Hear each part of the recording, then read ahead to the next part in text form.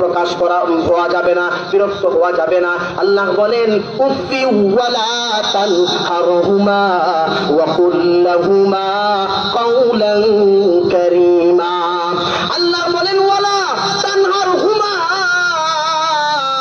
তাদেরকে ধমক দিবা না রে সন্তান, ধমক দিয়ে কথা বলতে পারবে না, কিভাবে তাহলে কথা বলবা?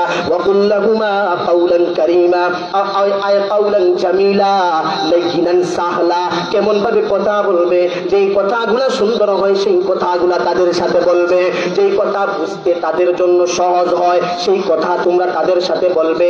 এমন কথা বলবে না যেই কথা তারা সহজে বুঝে না, তাদের জন্য কষ্ট হয়। আপনি শিক্ষিত হলেন, আপনি শুদ্ধ ভাষায় কথা বলতে জানেন, এখন যদি আপনি মা বাবার সাথে শুদ্ধ ভাষায় কথা বলেন, মা বাবার সাথে এটা সুন্দর আচরণ হবে না, মা বাবার সাথে এটা খারাপ আচরণ হবে।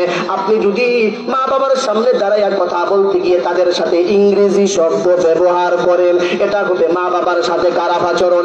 আপনি আলেম হয়ে গেলেন, আপনি ইলম অর্জন করেছেন, আরবি ভাষা বুঝেন, এখন যদি মা বাবার সামনে গিয়ে টুকটাক আরবি শব্দ ব্যবহার করেন, এটা হবে মা বাবার সাথে খারাপ আচরণ। আল্লাহ বলেন ওয়া কুল লাহুমা কাওলান কারীমা, সম্মানের সাথে কথা বলবে। সেই কথার মাধ্যমে তাদেরকে অপমানিত করা হয় সেই কথা বলা যাবে না, যেই কথা বলার মাধ্যমে তাদেরকে সম্মান প্রদর্শন করা হয় এমন কথা তুমি তাদের সাথে বলবে।